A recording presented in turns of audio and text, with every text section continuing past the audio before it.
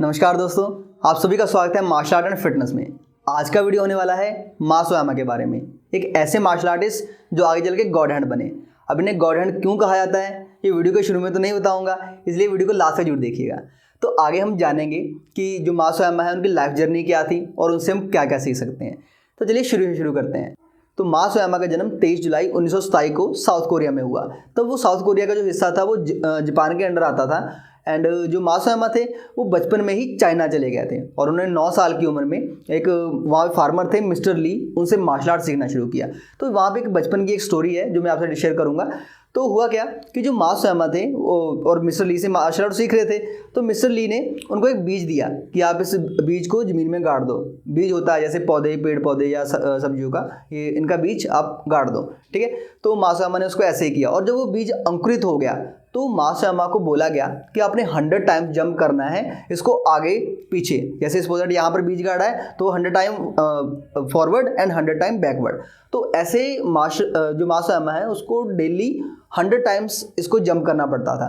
और मास ओयामा कहते हैं कि जब वो बीज एक पौधा बन गया तब तक उनके पैरों में इतनी ताकत आ गई थी कि वो 2 वॉल्स में आगे पीछे कूद सकते थे बिना किसी डर के, बिना किसी परेशानी के। तो इतनी पावर उन्होंने जनरेट कर ली थी सिर्फ वो एक बीज को पौधा बनते हुए। तो इससे हम क्या सीख सकते हैं? देखिए दोस्तों, जो मास ओयामा है वो हर रोज़ डेली 100 टाइम जंप करते थे। वैसे ही अगर आप किसी में एक्सपर्ट होना चाहते हो उसको रेगुलरली करो। धीरे धीरे आप उसमें एक्सपर्ट होते जाओगे, स्ट्रॉन्ग बनते जाओगे, वो काम आपके लिए चुटकू का खेल बन जाएगा, ठीक है। तो कोई भी जब काम करते हो अपने दिल से करो, उसको कंटिन्यू रेगुलरली करते रहो। और जो मास ओयामा है वो इतने स्ट्रॉन्ग थे कि जब वो 17 साल की उम्र में उन्होंने सेकंड डैन हासिल कर लिया था। देखिए जब ब्लैक बेल्ट आती है उसके बाद फर्स्ट डैन आता है, देन सेकंड डैन आता है। तो 17 साल की एज में सेकंड डैन हासिल करना बहुत बड़ी बात है। एंड जब 20 ईयर के हुए, 20 साल में, उन्होंने 4 डैन हासिल कर लिया था। और उन्होंने आगे चल के 10th डैन भी हासिल किया जो कि एक हाईएस्ट डिग्री है मार्शल आर्ट में। तो जो मास ओयामा है उन्होंने क्योशिन कराटे के फाउंडर भी बने, क्योशिन कराटे को इस्टेब्लिश किया। अगर आप सर्च करोगे तो Kyokushin karate one of the best karate style है। तो जो इसके फाउंडर थे वो मास ओयामा ही थे। तो चलिए बढ़ते हैं अब लाइफ के दूसरे पड़ाव की तरफ। देखिए जब जापान वर्ल्ड वार हार गया था तो जो मास ओयामा थे बहुत दुखी हुए क्योंकि उनके बहुत से जो रिलेटिव्स थे, उनके फ्रेंड्स थे, उनकी डेथ हो गई थी। तो इतने में एक मास्टर सजेस्ट करते हैं कि आप माउंटेन्स में जाके प्रैक्टिस करो। और उनकी सजेशन से जो मास ओयामा है वो 3 साल के लिए माउंटेन्स में प्रैक्टिस करने के लिए चले जाते हैं और एक उनका स्टूडेंट होता है वो भी साथ में चला जाता है। लेकिन दोस्तों जो माउंटेन्स होते हैं वो ऐसा तो नहीं है घर जैसा, तो वहाँ पे माहौल नहीं है। माउंटेन्स में प्रैक्टिस करना बहुत हार्ड होता है। वहाँ पे आपने फूड भी कहीं ना कहीं से जनरेट करना है, सोने का इंतजाम भी करना है और सबसे बड़ी बात आपने सभी लोगों से दूर रहना है। तो क्या हुआ कि जो उनका स्टूडेंट था वो 6 महीने के बाद वहाँ से भाग गया क्योंकि सबके बस की बात नहीं होती दोस्तों इन एक्सट्रीम कंडीशंस में कोप अप करना, उनमें प्रैक्टिस कर पाना। तो जो उनका स्टूडेंट था वो रात में ही चुपके से भाग गया। तो यहाँ पर मास ओयामा बताते हैं कि उनका भी दिल करता था कि लोगों से बात करें, वापस चले जाएं, बस करें इस ट्रेनिंग को। तो इसी बीच वो मास्टर जिन्होंने मास ओयामा को माउंटेन्स में ट्रेनिंग करने का सजेशन दिया था वो फिर से एक सजेशन देते हैं। कहते हैं कि आप ना अपनी आईब्रो शेव कर लो, क्योंकि जब आपकी आईब्रो शेव हो जाएगी तो आप ऐसा चेहरा लेके लोगों से मिलना ही पसंद नहीं करोगे। तो अपनी जो ट्रेनिंग है वो कंटिन्यू रख सकते हो। तो जो मास ओयामा है उन्होंने ऐसा ही किया और अपनी जो ट्रेनिंग है वो आगे 14 महीनों तक कंटिन्यू की। दोस्तों यहाँ पर हम सीख सकते हैं कंट्रोल। देखिए हमें बहुत सारी डिज़ायर होती हैं, बहुत कुछ हम अलग करना चाहते हैं, एंटरटेनमेंट चाहते हैं, लोगों से मिलना चाहते हैं, लेकिन कुछ अचीव करने के लिए उन डिज़ायर्स को भी कंट्रोल करना पड़ता है। तो आप भी कोशिश कीजिए कि ऐसा ही कंट्रोल अपनी लाइफ में लाने के लिए अगर आप कुछ बड़ा अचीव करना चाहते हैं। तो 14 महीने की ट्रेनिंग के बाद जो मास ओयामा है उनको किसी रीज़न के कारण वापस आना पड़ा और जब वापस आके उन्होंने एक जापान की नेशनल चैंपियनशिप भी जीती। लेकिन कहीं ना कहीं उनके अंदर एक था कि जो उन्होंने एक गोल सेट किया था कि मैंने 3 साल माउंटेन्स में ट्रेनिंग करनी है, वो कंप्लीट नहीं हुआ। और इसी गोल को पूरा करने के लिए जो मास ओयामा है वो फिर से माउंटेन्स में चले गए और इस बार उन्होंने अपनी जो प्रैक्टिस का लेवल है और भी अप कर दिया, उसको और भी ऊपर रखा। तो कहा जाता है कि वो 12 घंटे एक्सरसाइज करते थे बिना रेस्ट के और उसमें वो पानी के नीचे, झरने के नीचे एक्सरसाइज करते थे, अपने हाथों से पत्थरों को तोड़ते थे।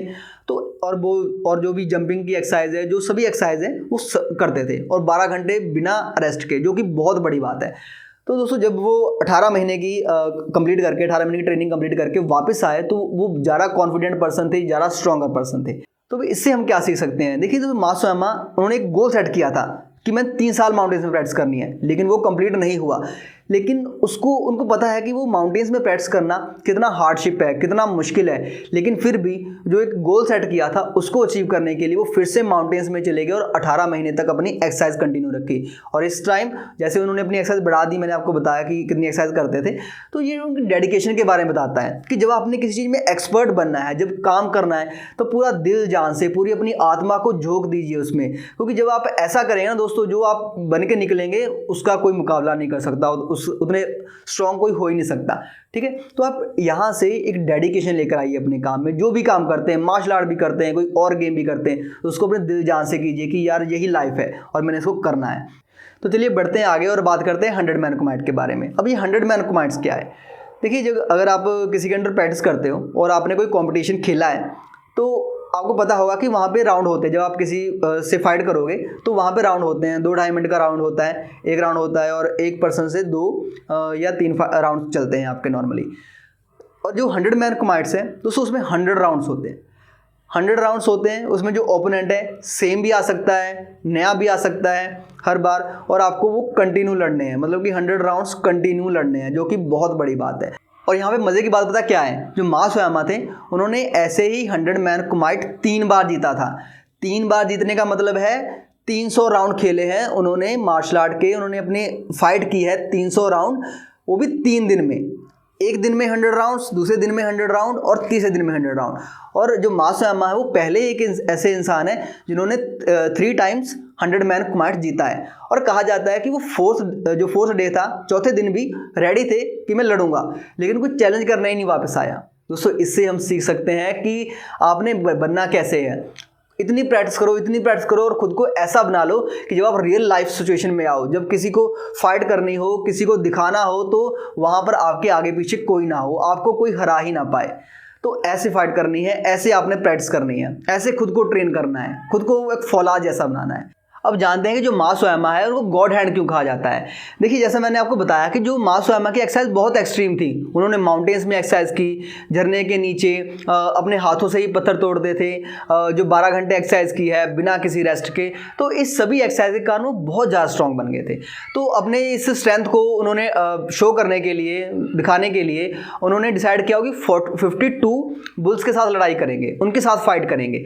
और उनमें से दोस्तों जो 3 बुल्स थे ना, मा सोयामा ने एक ही अटैक में 3 बुल्स को मार दिया था, और जो बाकी के 49 बुल्स थे उनके एक ही अटैक में, एक कराटे चाप में उनके सींग तोड़ दिए थे। देखिए कि जो बुल होता है बहुत स्ट्रांग होता है, कई इंसानों के बराबर उसमें शक्ति होती है। तो एक ही अटैक में 3 बुल्स को मार देना, फिर एक अटैक में 49 बुल्स के जो सींग थे वो तोड़ देने, ये कोई दोस्तों नॉर्मल ह्यूमन बीइंग तो नहीं कर सकता। तो इसी ताकत के चलते मा सोयामा को गॉड हैंड कहा जाता है कि उनके हाथ में इतनी ज़्यादा शक्ति थी कि वो बुल को, जो इतना ताकतवर होता है, उसको मार सकते थे, उसका जो सींग है वो एक ही हाथ से तोड़ सकते थे। तो बुल्स के चैलेंज के बाद भी इन्होंने 270 फाइट और लड़ी, और इन 270 फाइट्स में मैक्सिमम फाइट वो एक पंच या एक अटैक से ही जीते थे। तो ये भी कहा जाता है कि सपोज दैट अगर आपकी फाइट मा सोयामा से होती है और मा सोयामा को आप अटैक करते हो, आप पंच मारते हो, तो जा तो और वो ब्लॉक कर लेते हैं, तो जा तो आपका जो पंच है, जो आपका हाथ है, उसमें फ्रैक्चर आ जाएगा, आपका जो रिस्ट है वो टूट जाएगा। मतलब इतनी ज़्यादा बॉडी को उन्होंने स्ट्रॉन्ग बना रखा था कि उनका जो ब्लॉक था वो भी अटैक की तरह काम करता था। तो यहाँ से हमें सीखना है कि आपने अपनी बॉडी को, जो मार्शल आर्ट करना है, अपनी बॉडी को इतना हार्ड वर्क करना है, इतना अच्छे से प्रैक्टिस करना है कि आपकी बॉडी भी लोहे जैसी हो। तो जब आपको कोई पंच भी करेगा, कोई हिट करेगा, तो आपका ब्लॉक भी एक अटैक की तरह होना चाहिए। और अगर मा सोयामा आप पे अटैक करते हैं, मान लीजिए मा सोयामा ने आपके जो रिब्स है, पसलियों पे अटैक किया है और आप उसको ब्लॉक करते हो, देखिए अगर तो आपने ब्लॉक किया, आपकी जो बाजू है वो डिसलोकेट हो जाएगी, हिल जाएगी, या फिर उसमें फ्रैक्चर आ जाएगा। और अगर आप ब्लॉक नहीं करते हो तो जो आपकी जो पसलियां हैं, आपकी रिब्स है, वो टूट जाएंगी। तो ऐसे बॉडी को अपना स्ट्रॉन्ग बनाना, इतनी पावर थी उनमें कि उनका जो ब्लॉक था वो भी अटैक की तरह काम करता था, और जो अटैक है वो तो उससे भी ज़्यादा खतरनाक था। तो ऐसा ही आपने अपनी बॉडी को बनाना है। तो इसी पावर के चलते मा सोयामा को गॉड हैंड बोला जाता है। लेकिन गॉड हैंड आज हमारे बीच नहीं है। 1970 में लंग कैंसर के कारण इनकी डेथ हो गई थी।